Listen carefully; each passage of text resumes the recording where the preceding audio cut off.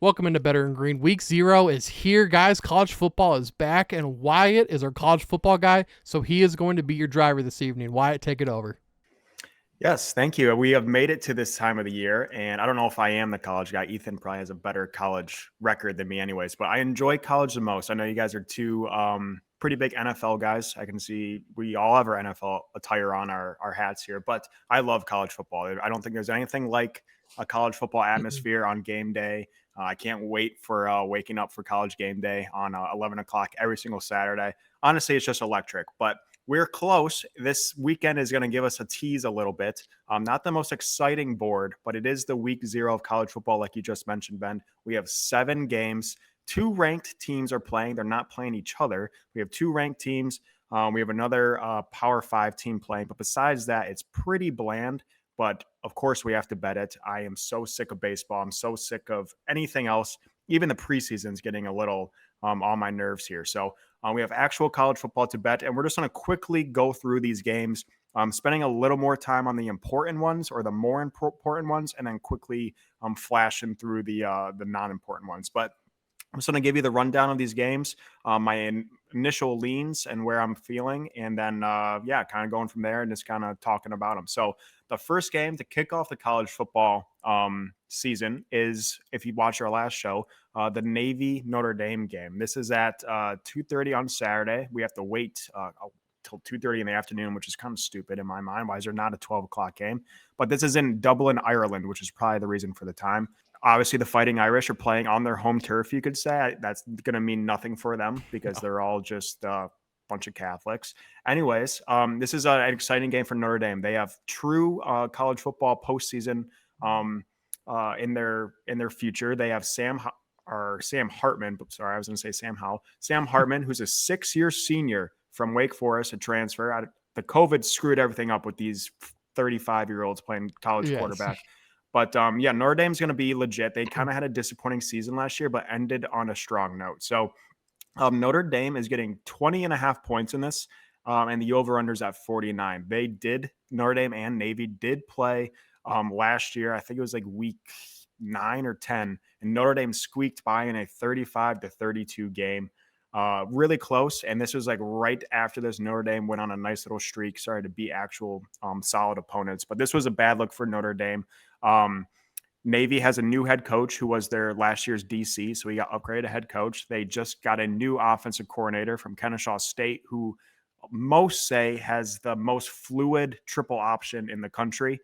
Kennesaw State, I believe, is FCS, so not FBS, but Navy's still running that triple option. They had a 4-8 season last year, very disappointing. But it's going to be an exciting game, and I think it's a little bit of payback for Notre Dame that they may be looking to get, and then Navy obviously is trying to do what they did last year. I will note one thing before I get into my leans here. Notre Dame lost 3 of their starting 4 defensive linemen, which is huge when you're talking about the triple option, since Navy will maybe throw 3-4 times a game. And then Navy's returning 4 other 5 starting O-linemen. So Navy definitely has the advantage in the trenches in this game, and which is huge in my mind for the triple option. But before I get into that, do any of you guys have anything to add before the lines or anything about the game? What about, I know, Ethan, you're big into travel. You talk about a lot in the NFL, like teams going across the country. What do you think of them going across the big pond and playing in Dublin, Ireland in this game? How much do you think that will affect the nature of this game? Yeah, I don't think it's a huge concern simply because it is the first game for both teams. If this were a midseason game, I think the travel would be more concerning, but I think it's both teams are probably pumped up to go overseas and play. They both want to give their all and show their best football that they have. So I'm still trying to mentally kind of break this down of which team I think that favors. I could see Notre Dame coming out and just smashing Navy. But at the same time, I could see Navy, just being the dogs that they are, the military academy school. Given that they're all against a big time name like Notre Dame as well, and a common rival who I think they play every year, or maybe not. Yeah, it's like almost every other year. Yeah, quite a bit. Yeah. I'll get into a couple leans after you, but the travel I don't think is a huge deal. I'm like I said, still trying to figure out which team I think it favors, if any of them. Right. Yeah, I don't know. And, they've been, 6 months without football anyway. So they pretty much have been traveling for so long. Like you said, it's week 0. So it's their first game. So I don't think it will affect them much either. So my initial leans, my 2 leans in this game. First of all, the spread is it's such a football number, 20.5. How convenient, Vegas. Very funny of you. But I have seen people flying in on taking Navy plus 20.5 in this game, which makes me very scared. Obviously, it's a lot of points, and I think a lot of people are looking to last season, seeing that it was a 3-point game. But I love, honestly, Notre Dame to cover this game by 21 points, 3 touchdowns. So I would definitely lean the Notre Dame spread. And then if you did watch last show, I did take the over of 49 in this game. If you look at Notre Dame, they score 30 to 40 points almost every single game.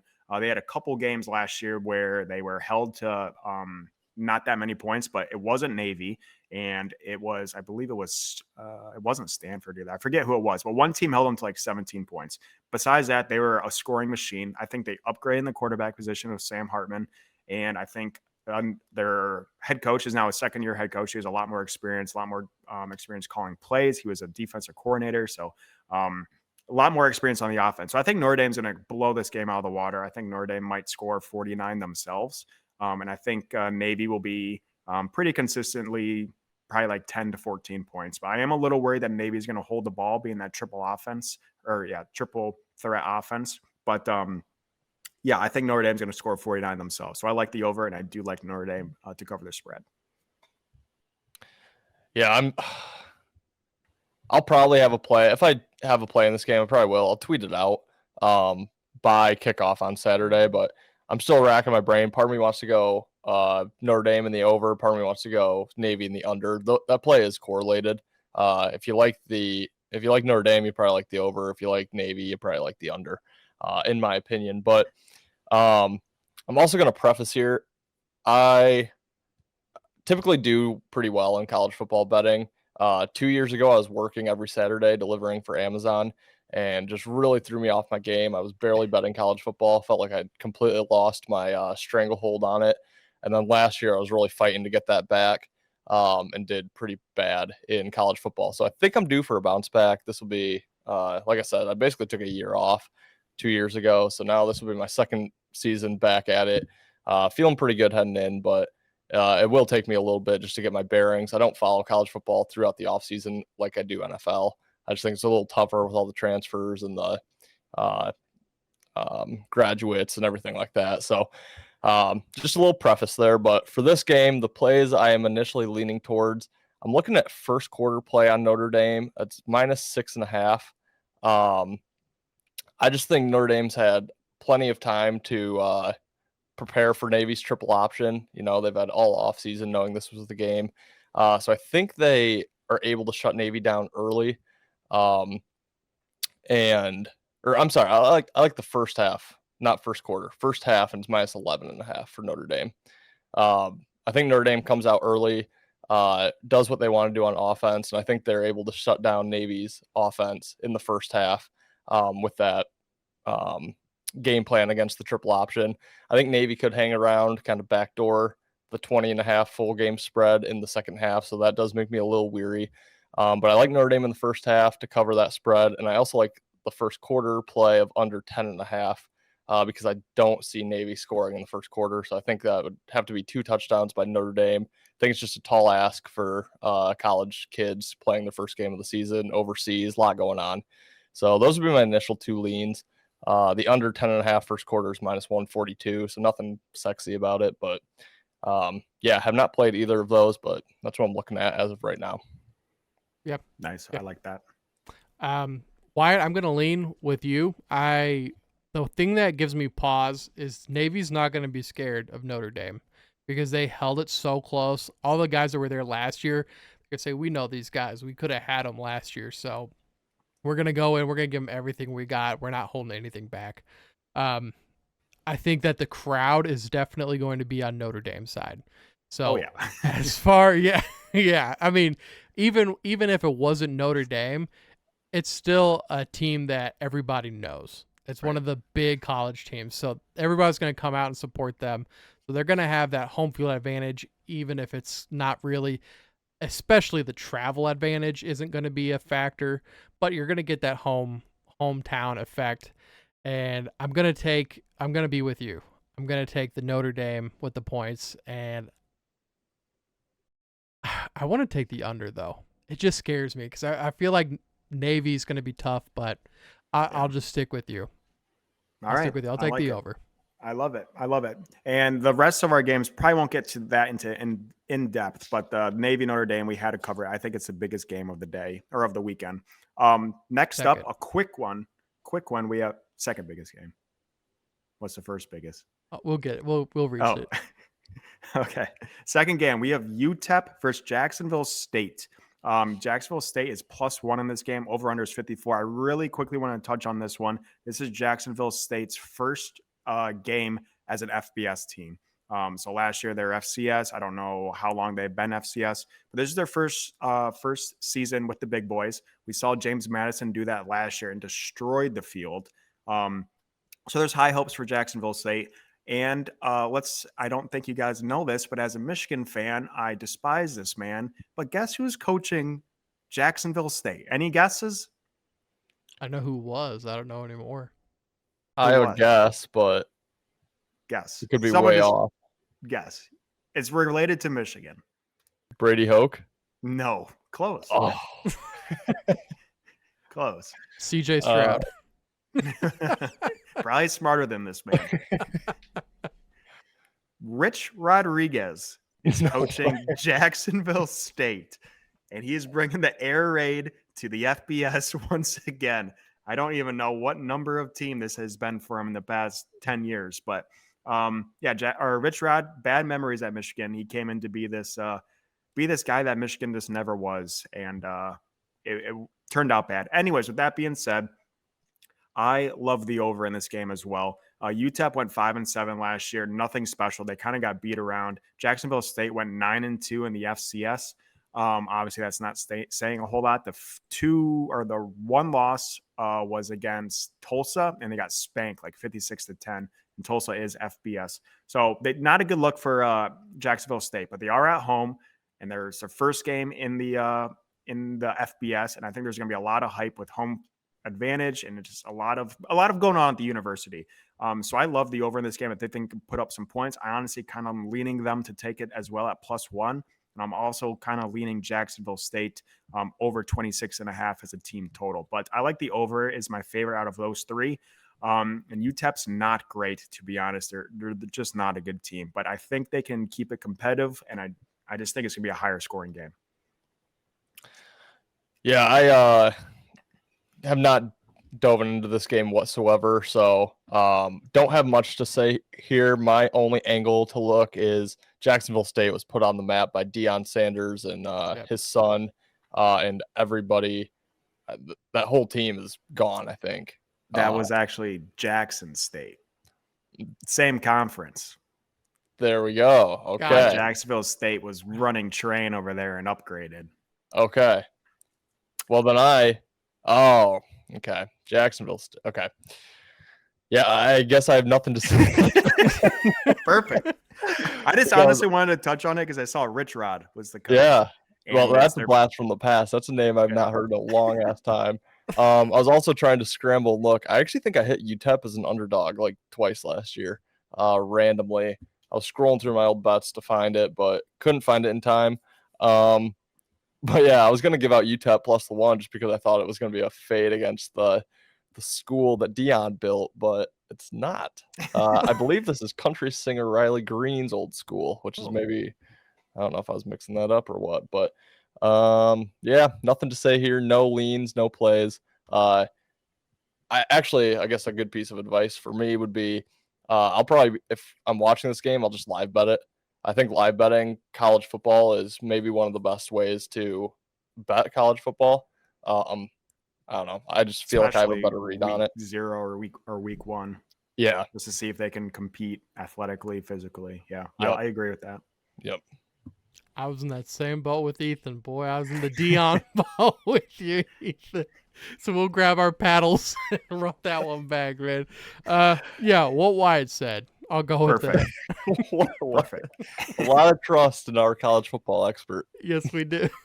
All right. All I in know. chips. I know we have a little bit more on this one. I know Ethan has a play. I believe you just gave a play on this in Thursday's show. But the Ohio San Diego State game. San Diego State is a 2.5-point favorite at home. Over under in this game's 49. Quick things before I get into the plays. Ohio played phenomenal last year. They believe they won the one side of the MAC. They lost in the MAC championship game to Toledo, but they lost their star quarterback in I believe like November 11th or somewhere deep in November, tore an ACL. But he really led them to winning the MAC division. And then obviously him being gone, they lost to Toledo 17-13 in the MAC championship game. So Ohio was unreal. They also beat Wyoming in their bowl game, the good old Potato Bowl, who's also in the same conference as San Diego State. San Diego State went 7-6 last year, very mediocre. They've kind of been mediocre for a long time. They did beat Toledo, who Ohio lost to, and they beat Toledo by the same score, 17-13. But again, Ohio did not have their quarterback when they played Toledo. So in this game, I am leaning, honestly, Ohio. I like Ohio, even that they're on the road. I like them plus 2.5. But my favorite bet and favorite lean on this game is actually Ohio's team total over 23.5. So you just need 24 points. I think Ohio scored 30 plus points in 10 of their 14 games last year. So they were phenomenal offensively. Their quarterback is back. Roke is back. He's a third-year starter now. From everything I've heard, he's recovered faster than expected from his ACL. So he's 100% go for this game. I believe he's been 100% since beginning of June. So his knee should be fine. It's crazy how fast ACL recoveries are now. I remember those used to be 12 months. Now they're 6 months to 7 months. It's crazy. But I like Ohio in this game. I would also lean the over, but my favorite bet is Ohio's team total over. Yeah, I like that team total a lot. If you guys watched Thursday's episode, you already know I am on Ohio plus the 2.5 here. And loved hearing what Wyatt had to say about this game too. That just kind of backs up reasoning for liking Ohio. But one of my biggest things, San Diego State is getting the majority of the bets and the money in this game, and the line is moving in Ohio's favor. It was +4, it's now +2.5. So that tells me sharp money is all over Ohio. I look for Ohio to win this game outright, but I will take the +2.5, -108, just to play it safe there. And this is probably going to be my only play before the game starts. I'm probably going to live bet most, if not each and every one of these games on Saturday. But I think Ohio plus the 2.5 will be my one pregame bet that I throw in here. Nice. A lot of the times, the success that a team has in a city or in a school will translate to the rest of the city and the rest of the school. So we did just see quite the run from San Diego State in this year's March Madness. And so that did put them on the map a little bit. But Mountain West sucks. Mountain West does suck.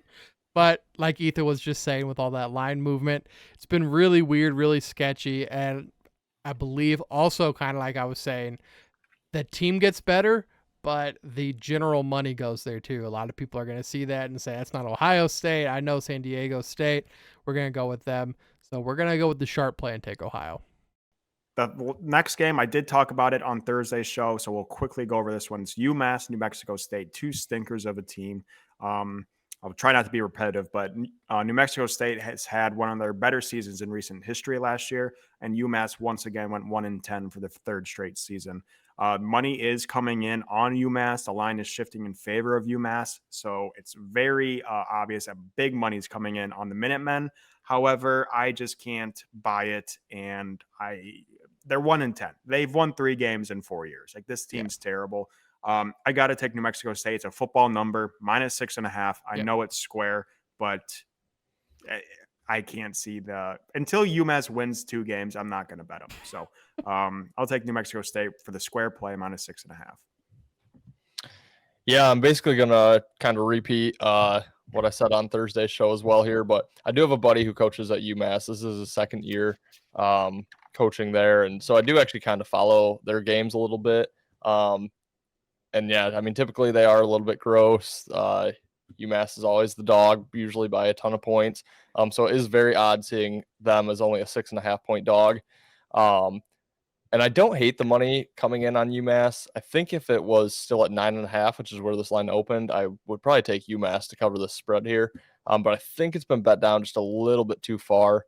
So I would lean the 6.5. But out of respect for my buddy, I will not be betting that. Go Minutemen. Hope they win this game outright. It would be a great start for him and for their team. But yeah, I'll be watching this game actually as a fan, and I'll try to get in live betting. Yeah, I guess the biggest thing I could say on this show is just follow me on Twitter, because every play I make, I'll tweet out. And live, I mean, especially, you're going to want it right away. So, yeah, I'll be doing a lot of live betting Saturday. Cannot wait. Go UMass. I'm with Wyatt. I'm on New Mexico State, but I also like the under in this one. I just don't see this being I don't think their offenses are going to be great, and I also don't think their defenses are going to be great. So this could very well be a punt and field goal fest. So I like that under a lot. Yeah, I think it's the lowest under of the day. Yeah, it is lowest under of the day, which I also love. There's a reason. Taking the lowest under. So I like that. Next, did cover spread against A&M last year, by the way. A&M was trash. True, but it was A&M won 4-8 or something. But yes, good job, UMass. We have probably the worst Power 5 school out of all Power 5s, and that is Vanderbilt. They did have 2 impressive wins last year. I believe they beat Florida, and I think they beat some other decent SEC team. So the fact that Vanderbilt is still in the SEC in any sport is laughable. But they're in it still. But they're playing Hawaii, who was one of the worst teams in the league, in the country last year. Hawaii, I think, lost 70% of their roster before last season. Coaching changes, roster changes, the transfer portals. So Hawaii lost everyone. Now they have those guys back. They're kind of building a new program. They're still god awful. Vanderbilt did beat Hawaii in week 1 last year at Hawaii. So even with the travel, they beat them 63-10 in this game. Vanderbilt did lose their quarterback. They did lose their starting running back. And Hawaii is pretty much returning everyone. I believe 9 starters on defense, their quarterback, all their wide receivers, and I think 4 of their 5 offensive line. Again, Hawaii is terrible. They are starting a new program, but Vanderbilt is also god-awful. So I think people are going to see a 53-point win last year and hop on Vandy. I would be tempted, and it's ugly as all get out, but I'd be tempted to take Hawaii at the plus 17.5. Once again, that nice football number. But my favorite bet in this game is the under of 55.5. Again, Vanderbilt lost a lot on offense. Hawaii should look more like a football team this year than a bunch of rugrats running around. So I love the under of 55.5 in this game. Yeah, you said that pretty well. I just don't have much on this game. Vanderbilt's probably going to win it, but 17.5, like you said, football number, tough to cover here. My lean would be Hawaii plus 17.5 as well. And maybe the first quarter under at 12.5, just because it's just, I feel like teams always start off slow in their first game of the year. So those always draw me in. But yeah, Hawaii is the degenerate, the national team of all the degenerate bettors out there, because when you've lost hundreds of dollars throughout college football Saturday, there's always one Hawaii game left at midnight to try to chase it all back. So everyone should be pretty familiar with Hawaii if you're a complete degen. And they sucked last year, and it sucked for betting. But yeah, my leans would be Hawaii, ugly as it is, and then that first quarter under. I feel super strongly about this one. Prayers to Maui, but Hawaii is going to be on fire again. Hawaii plus 17.5. I would be looking at the money line plus 675. Hawaii is going to take it to Vanderbilt. Vandy, they got a lot of guys gone. Hawaii kept it. Hawaii's been keeping up with the heat. They're going to be hot, man. They're going to be hot. They're going to be bringing it. I didn't inform you guys, but I will be in Hawaii for my honeymoon. So I'll pay my respects to the Rainbow Warriors if they cover the 17.5 in this game. Also, I'll pay my respects to Maui, of course. Absolutely. Joe Biden had a fire once. Did you guys hear that? Yeah, he also lost his house once. Yeah. You need to Yeah. know places to go, Wyatt. Let me know. I'll hook you He up. also fell asleep at the memorial thing. Yeah, thank you. I'll definitely hit you up then. I don't even know what island we're on. Something with a K, K-A apostrophe Kauai? something. No, there's two Ks. I don't know. I'll get you it. Okay. Kalikalikimaka. Say Hell yeah, Ethan. I don't know, something like that. I don't know. It looks cool. Can't afford it, so please go over to our website and subscribe to us, and anything helps. We have our new member program over there, so go check that out. And bettergreen.com, we are pumping out content over there, blogs every single day, and then make sure you check us out on all of our socials. Again, media and videos every single day. We're can't wait for football, so we're pumping out stuff. With that being said, we have our biggest game of the weekend, in my opinion, and that is San Jose State, the Spartans versus USC and the Trojans. So we got a little Trojan Spartan war going on here. USC is the biggest spread of the weekend, minus 30.5 in this game, over under set at 66. Not a whole lot for me to talk about this game. Obviously, I hate USC. They lost me so much money their last two games of the year. That is losing to Tulane. Yeah, you heard that right, Tulane. Then they lost to Utah in the Pac-12 championship game. Of course, I bet on USC twice. So only makes sense for me to rip my heart out again and take USC week one. Before I get into my bet real quick, though, USC, obviously a national championship contender. You have Caleb Williams, a reigning national champion. You have Lincoln Riley, who is a piece of shit, but offensive genius. Just doesn't believe in defense, so that's why he's a coward. And you just have this team that is absolutely loaded. They lost Addison, but they just keep regaining at wide receiver. Running back as well, they're just loaded. So USC is definitely a contender. This is a great start for them to start their national championship attempt. They're not even going to come close, but their attempt. San Jose State, though, had a great season last year. They actually finished 7-6, which isn't great, but compare that to, I think they were 4-8 the year before. It was a pretty big upgrade. They are returning their quarterback, who is one of the better quarterbacks in regards to statistics. He has a 4-1 touchdown interception ratio, dual threat, kind of a stud. I think he's a fifth-year senior as well, so a lot of experience. So San Jose State definitely is not going to be a rollover. They also lost. They battled teams early last year. I think they lost to Auburn by 8. Maybe that was. Yeah, they lost to Auburn by 8, and then lost to another team, another Power 5 team, respectable Power 5 team by a touchdown. So they definitely battle. But I think the obvious play in this game is to take the over, and I hate it. So I am going to actually go with the under in this game at 66. It is the highest total of the weekend. Obviously, we've seen USC score 66 themselves. And USC doesn't play any defense. But I love the under. This is going to sound stupid, but I'm also going to go with USC minus 30.5. So I'm going to take the under and the over of the USC spread, which doesn't make a whole lot of sense in regards to betting, but I am dead set on this game ending at 55-10. I think USC's defense was exposed last year. They really focused on it in the offseason. So I think their defense is going to be better than what it was. It can't be worse. And then their offense is going to be explosive. I think Caleb Williams is going to go for like 5 touchdowns, 450 passing yards. He's going to, start that Heisman run, and he's going to get out way ahead of the field. But yeah, I think USC is going to dominate, and I think everyone's going to be jumping on the over. So I have USC just murdering them, but staying just under that total. Also, USC minus 30, I think, is very square and obvious as well. But the under is sharp, in my opinion. Yeah, we're gonna split here. We agree on one, disagree on the other. I'm sure you know where I'm going. I like the under. I like the under 66. I do think it's the sharp side. I mean, first of all, this is gonna be like the first primetime college football game of the season. Everyone's gonna get their feet wet in the early games. They'll probably start off heavily betting that Notre Dame game, kind of get their feet going in the other couple games before 8 o'clock. Then boom, USC 6th ranked team in the country. And I think people are just going to hammer USC in the over like they already kind of have. I've seen USC getting 79% right now of the tickets. So I'm waiting to bet the under and San Jose State. I think this line keeps moving as more people come in right before kickoff. So if I do play this game, I'm looking San Jose State and the under, but I will wait until right before kickoff to pull trigger. And the other thing I'd look at is San Jose State first quarter +8.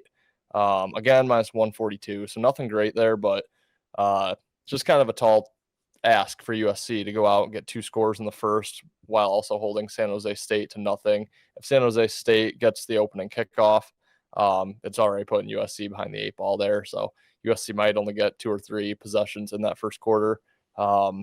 And to ask them to score twice and hold San Jose State scoreless, just kind of a tall task. So I would look at the first quarter +8 for San Jose State. But my 2 favorite are the San Jose State full game and the under. Grab your Trojans, boys. Here comes San Jose State. I'm going with San Jose +30.5 and the over of 66. So I'm going to completely mess it up for everybody. So we're not on the same page for anything. Like you were saying, Wyatt, USC doesn't have a very good defense, excuse me. I do think they got better. USC was my prediction to win the Pac-12. This is game 1, though. This is game 1. So we got a bunch of new guys that are new to the system. And San Jose State, I think that they're going to be able to put up enough to get that over because I think USC is good. Like you said, they're going to score like crazy in this game.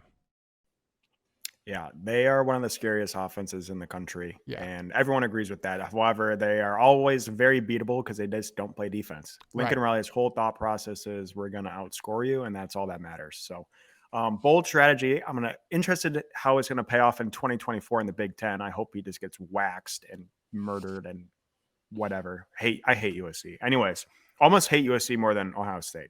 But yes. Bold statement there. The final game, I just want to quickly touch on this one. It's kind of a bold BS game. However, like Ethan said, if that USC bet's not going too well, a lot of people are going to be jumping on the 9 p.m. game because it's the last game until next Thursday. But we got FIU, that is Florida International University, against Louisiana Tech. Louisiana Tech's a -11 spread, which is weird in my opinion. Over-under is 58.5, the second highest over of the weekend. These two teams did play mid-season last year. The final was 42-34 in double overtime, with FIU winning that game. So now FIU is a 10-point or 11-point underdog.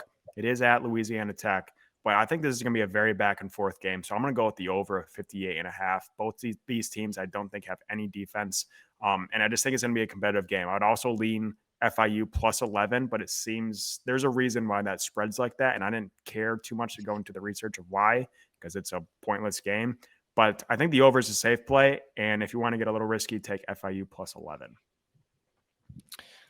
Yeah, I actually will enjoy probably watching this game. When I think of these two schools, I think of like these are the teams that typically play on Thursday night. I have the split screen NFL Thursday night game and the random ass college game that's on, and Louisiana Tech is always playing in that game.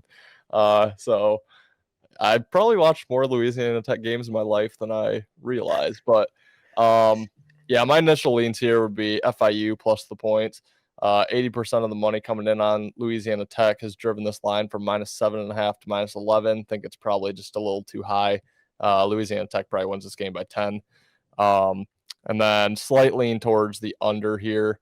A little reverse line movement, 62% bets on the over. It's come down a point from 59.5 to 58.5. But yeah, nothing crazy here. Don't take my word for it. Just initial leans based off of ways I like to look at football and bet it. So yeah, won't have any pregame bets on that game unless shit hits the fan big time on Saturday with the other games. Chase mode. I don't have a big feeling with the over-under, but I do like FIU in this game. It's a very odd line to me. Yeah. So there's definitely something in the offseason that happened, or guys graduating or transferred. Something went on, but yeah, it's weird. But yeah. Does anyone have anything else to add? That was the whole slate. That's the 7 games. I mean, I'm pumped college football is back. I wish we had some better games, but that'll be here before we know it. Yeah, I'm excited just to kind of, like I said, get my feet wet again in college football. Yeah, college football in my lifetime has been extremely profitable for me. Like I said, not really the last 2 years. So I'm hoping and thinking this year I kind of bounce back in a big way. But yeah, really excited for this season. Bring on next week. Yeah. Can't wait enough for next week. I'm just looking at it. I'm going to give you guys a quick little preview of next week. We have Florida, Utah next Thursday. Great game. We have Nebraska, Minnesota next Thursday. Michigan State plays next Friday against CMU, but still Michigan State. What else did we have? Michigan plays on Saturday. Then Texas and Bama, I believe. Is it Bama? LSU and Florida State play next Sunday. Oh, wow. Massive game. Texas and Bama play the following Saturday, but Texas A&M and Miami play. So there's some big games. Rutgers, Northwestern, the stinkers of the Big Ten, but there's some big games for next week. So make sure you just get your toes wet, like Ethan said this week. Get accustomed to betting on 18-year-olds screwing up your bets, and start preparing and doing your research for the actual week 1 of college football, which begins next Thursday. But that's all I got.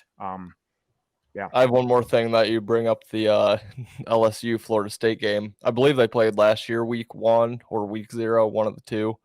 And I was in Vegas for this game, and it was Monday night, and I was there for a bachelor party, night game. I got all sorts of drunk, and was like, yeah, I'm throwing something on this game. I have to. So allegedly, I ended up hammering LSU money line. It was like minus 180. I woke up in the morning, hungover as could be. I was like, did LSU win? Thinking like minus 180, they had to have. They lost. So that's how my college football gambling started out last year. Same matchup. I'm hitting LSU again. Fuck it. Redemption, baby. Yeah. Wyatt, send us out of here, man. Yeah, thanks for tuning in, guys. And again, make sure you check out betterandgreen.com. We're posting a lot of stuff over there. And make sure you check us out on socials, TikTok, Instagram's blowing up right now. Go check out the Instagram. I just followed it because I'm an idiot. But go check out our Instagram. It's absolutely blowing up. And then obviously subscribe to our YouTube channel. We appreciate you guys. And we're excited to get through this college football season together. And before you know it, the NFL will be here. But thanks for tuning in, guys. We'll see you next week. See you Monday, guys. Thanks. See you guys. You better start listening to the Better and Green podcast. You will not regret it. Trust me, trust me, trust me. And hey, I'm Dean Blandino. Welcome, welcome, welcome to Better and Green, eh? To Better and Green, eh? To Better and Green, eh? Listen in and cash out. That's what it's all about. Come on, let's make cash now. We always on spot and we cover all spot from the bottom to the top, hey. Shout out to Ethan, shout out to Wyatt, shout out to Ben. Welcome, welcome to our podcast, Better and Green.